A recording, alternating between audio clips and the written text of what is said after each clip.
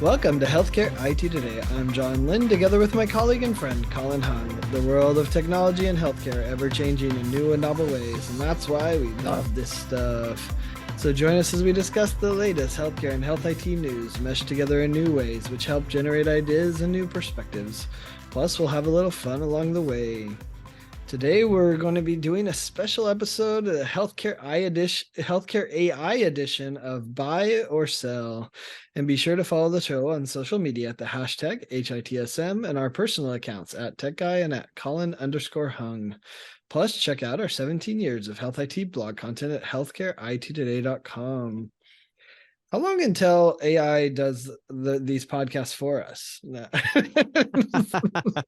Yeah, I think an AI version of me is probably going to be better than me. I think, but I don't think so. But I mean, it's really interesting to think about, though, right? Like, because AI doesn't have personality, but could it? I mean, I certainly think we've done an episode where we let the AI generate a few topic ideas for us. Yeah. So it's not hard to think about. Well, one day it could be writing the script for us, right? And then we're just providing the color. So.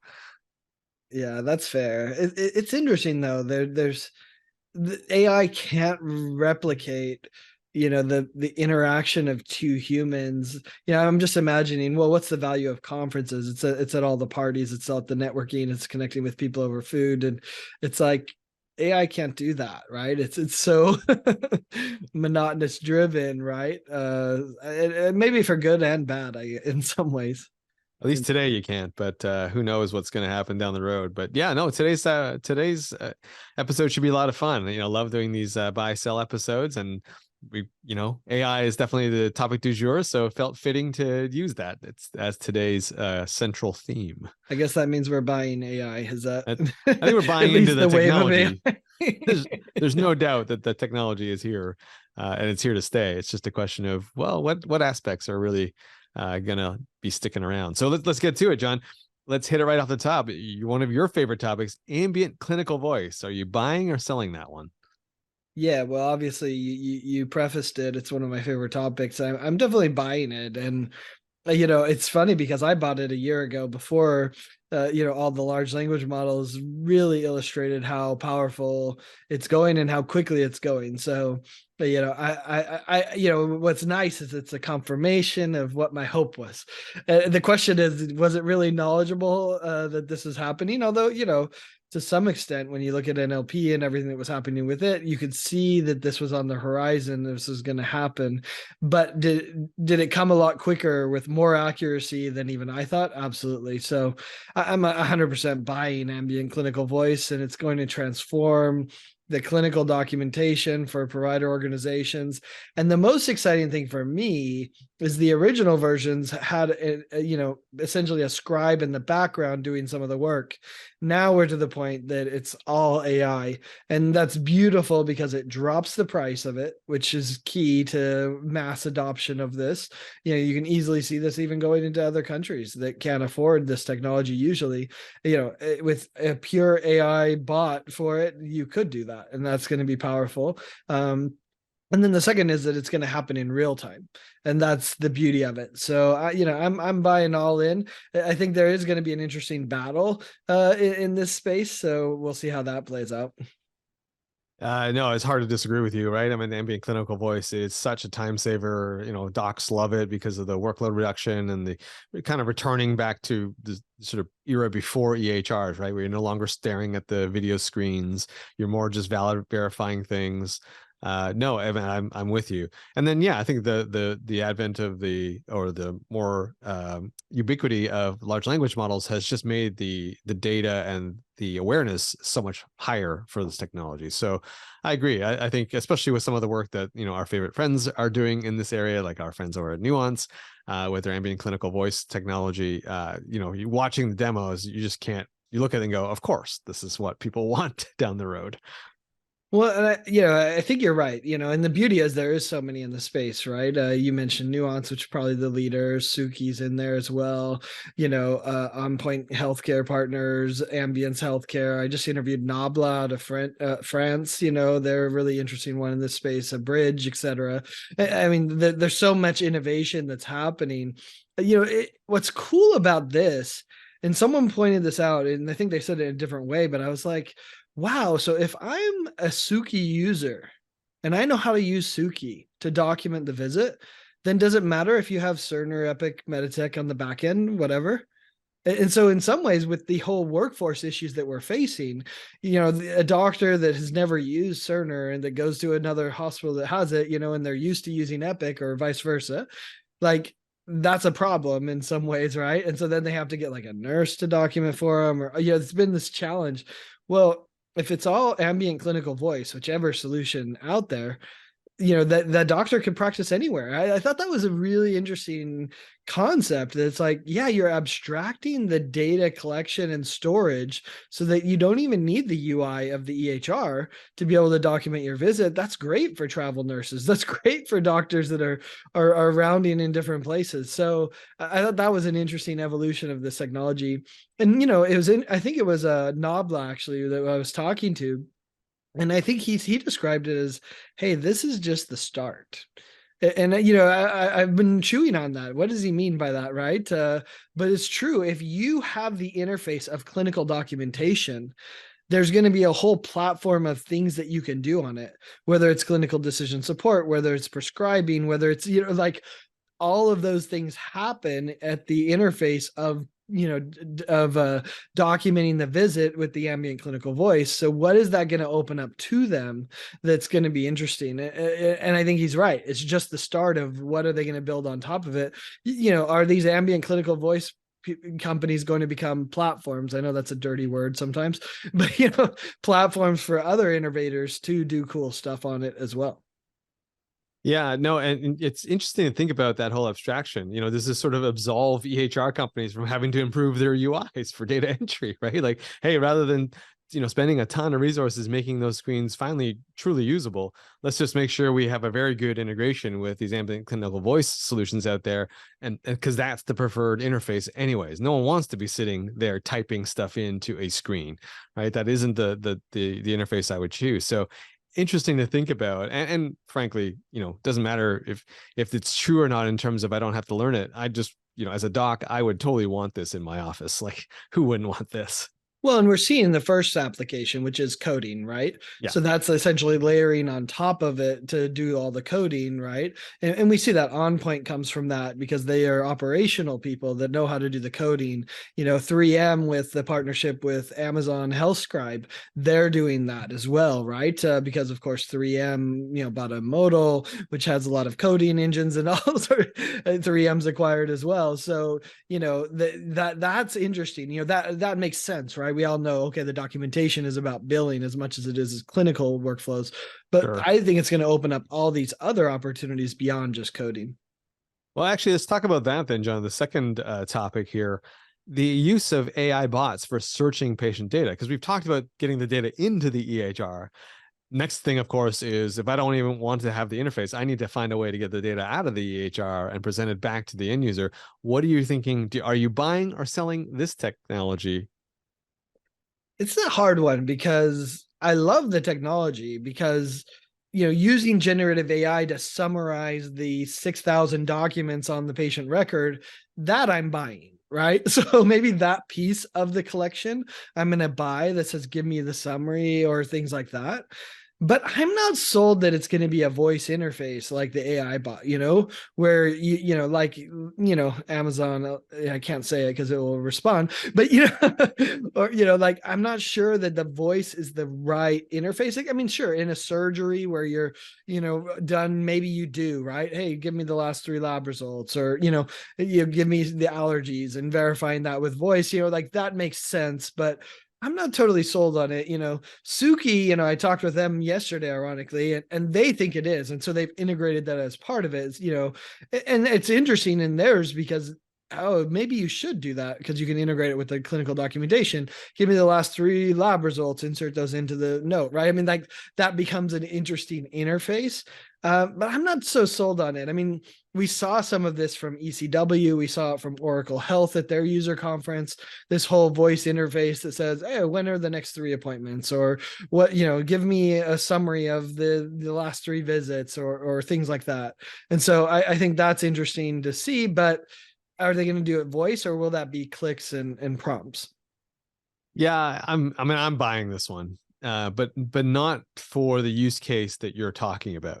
So I agree. It's unclear whether or not clinicians or people inside the hospital will want to be using this for, retrieval of data, except in some cases like you're mentioning, like in the OR or something. Maybe in an ambulance, right, where sort of that, where you got hands on, you don't want to be sitting there typing in something. But for me, using an AI bot to search for patient data and then retrieving it, summarizing it, to me, that's a perfect use case for patients. So if I'm dialing in through the helpline, if I'm just want to get my lab results and I don't want to go through the portal, well, my alternative today is dial that 1-800 number, talk to an agent, and then they'll tell me, right? Or I have to connect with a nurse practitioner who will then tell me, right? But if there's an AI back there, I can just say, hey, what were my last lab results? Or what was this result? Can I get that?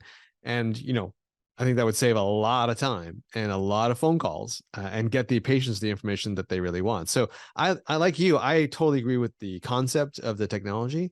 And I totally see this being very, very useful and actually really deployed in the patient facing side of the house rather than the clinical side. Yeah, you're right about the patients, and there are some cool companies on doing this. I saw one called Vital that the guy built Mint.com, which is an interesting background. He came into healthcare and he said, "How do we make the communication with the patient better?" And they have a whole engine. You can try it out at their website. It's free to use right now, and you just input your patient info, and it outputs it in something that the patient can actually read. So it takes medicalese and translates it to patientese or whatever you want to call it. So it's a fascinating application of what you're saying, I think, which is not just give me the lab results or give me the whatever, but how do you summarize that in a way that's interesting to the patient? So here's the evolution I've seen between actually our first 2 topics, ambient clinical voice and this AI bot. I actually think that we're going to be generating larger notes, which doctors hate that idea. Like, we're going to have more data because the AI and the ambient clinical voice is going to be able to capture everything, and it's going to do it in a really, long form way.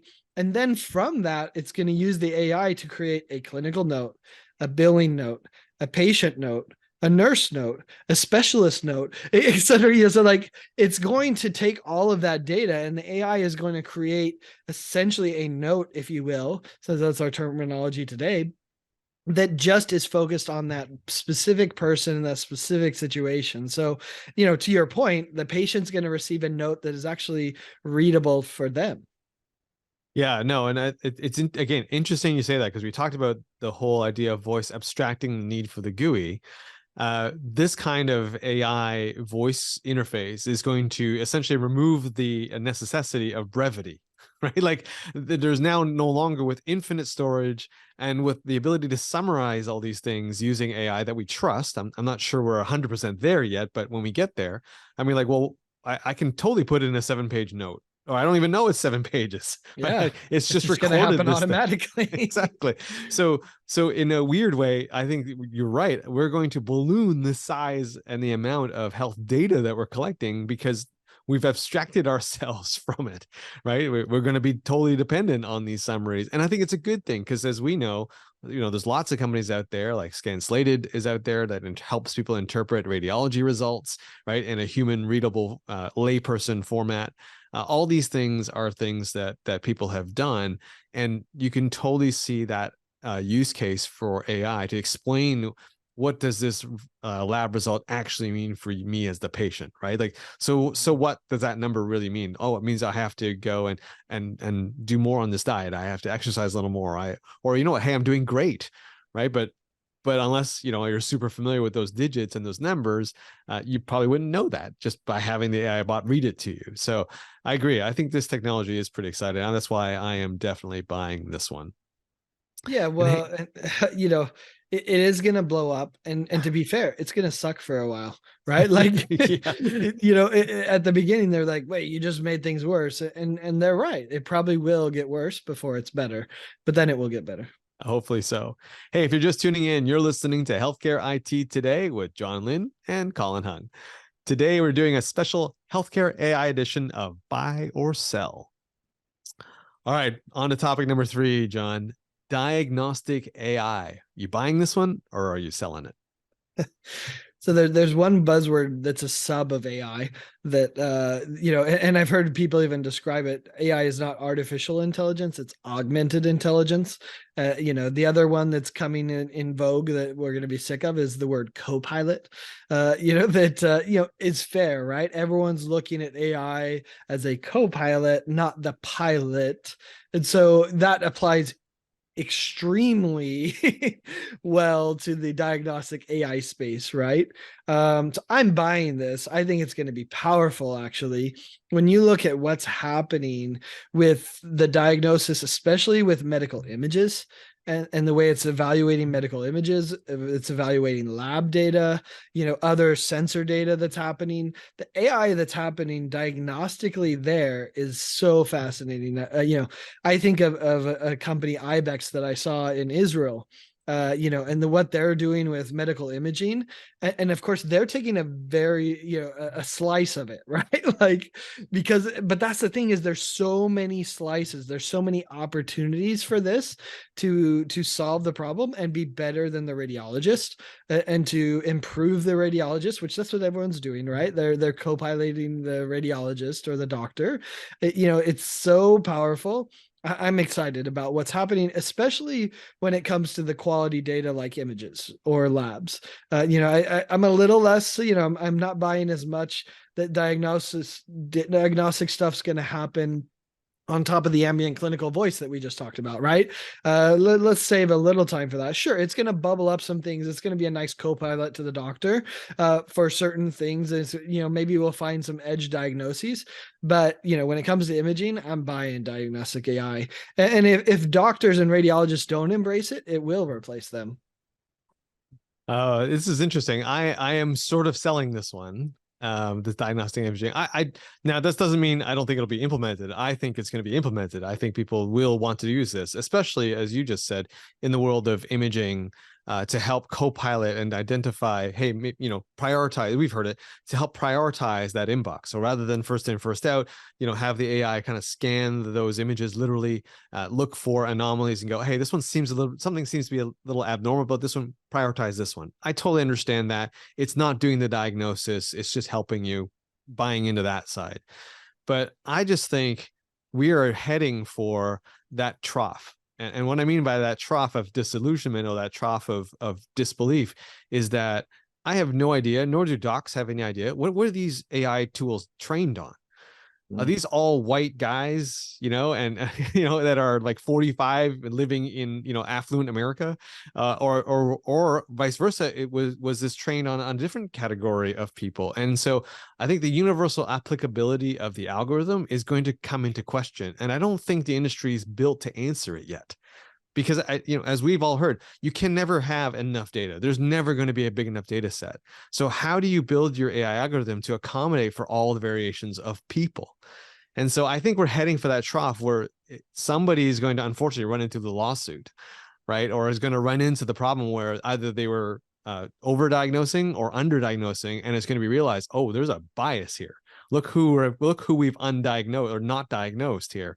And that's when it's going to hit the fan and everyone's going to go, well, let's take a step back. Let's roll these back. So I think we're heading for that, unfortunately. But it won't stop people from implementing it. But I think we're heading for that. Yeah, well, you just described my profile, so maybe that AI will work for me. But but I actually two things. One is I have a frisbee friend who's a radiologist, ultimate frisbee friend, and he says the AI sucks. He's like, it's so bad, but the problem is, one, it's going to improve much quicker than he realizes, and two, of course the AI sucks compared to a human in certain cases. So his view is biased by his own, because AI initially is stupid, right? Like it makes stupid mistakes, but 95% of the time it's great, just like the other, right? And then the 5% is the stupid, and the stupid is easy to glob onto and be like, wow, how could you do that, AI? A human wouldn't do that. And so, he's biased by this 5%, stupidity rate, if you will, for the AI. So I think that's interesting to see, but will he embrace it is the interesting, because he's been burnt a few times as he's kind of started to embrace it. So we'll see how that evolves for him, and for others that use this AI.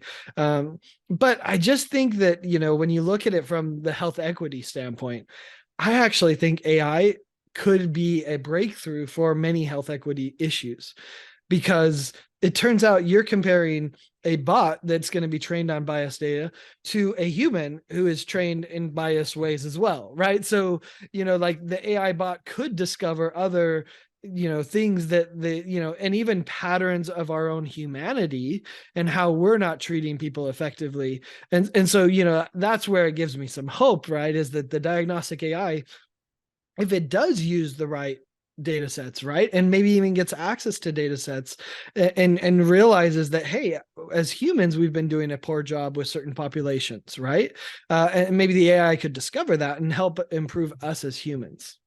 Yeah, I agree with you. I mean, again, I'm not down on the technology long term. I think long term we're heading here, right? But like as you said before, I think it's going to get worse before it gets better for because I think we're just sort of blindly deploying it.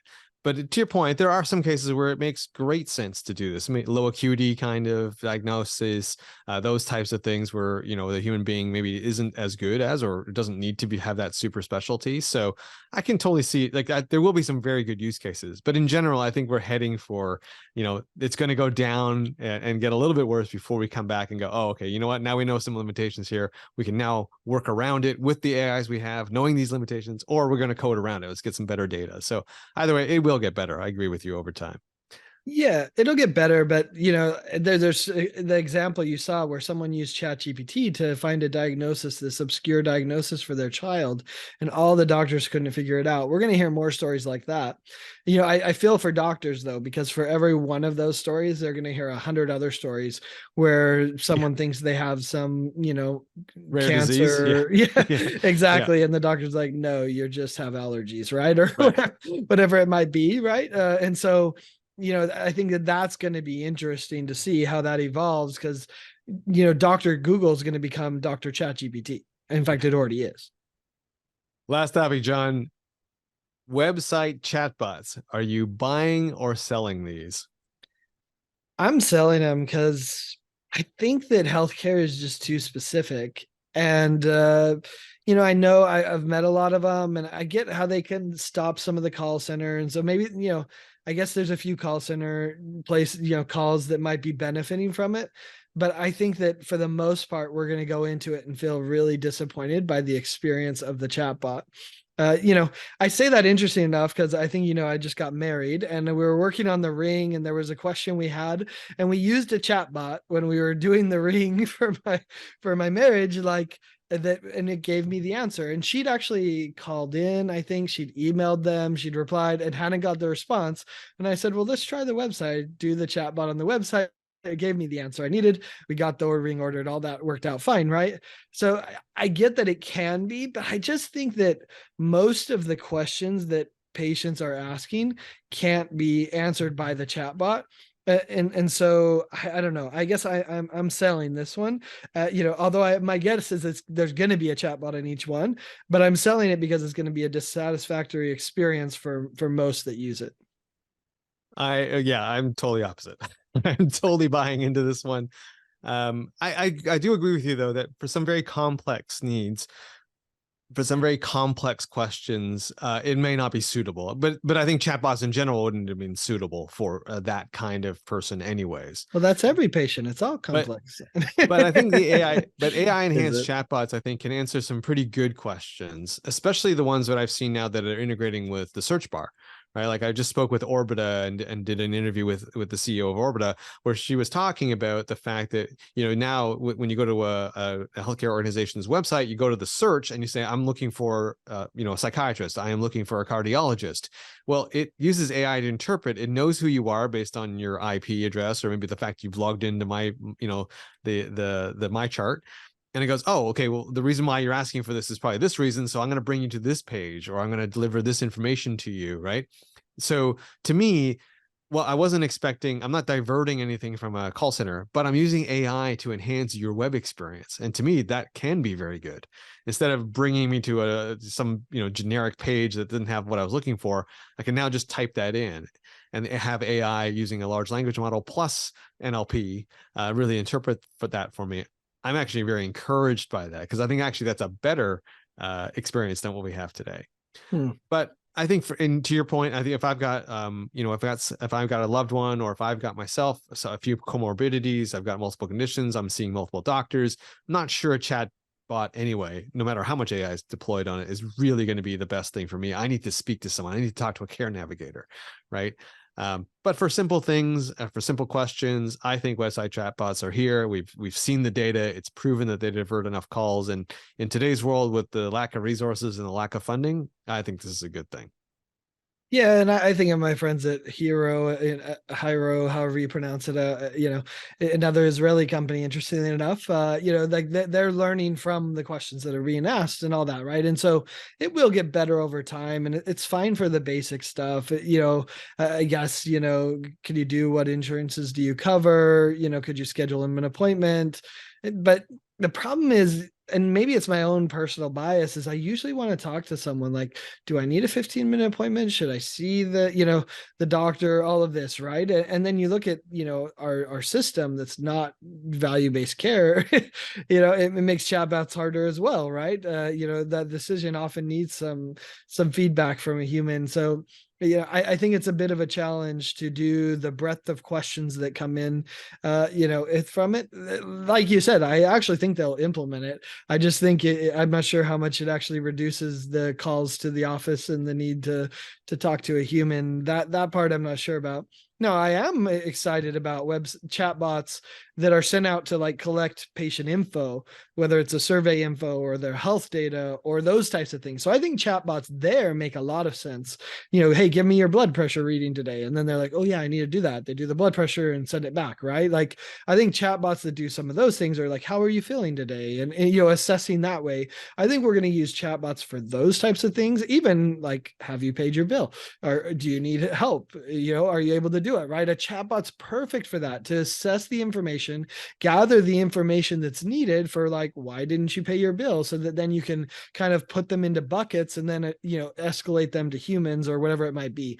So I love chatbots for that. And we'll see it a little bit on websites, that type of function, but not as much. Well, and on that note, John, I think we've had a good even split on this episode, but we've come to the end. Hey, thanks to all of you who tuned into this episode of Healthcare IT Today. You can find out more details about our show by checking out the programs page on healthcarenowradio.com. And please share your voice and engage with the community at healthcareittoday.com and on social media using the hashtag HITSM. I'm Colin Hung, along with my friend and Health IT collaborator, John Lynn. Thanks for listening. Have a great week.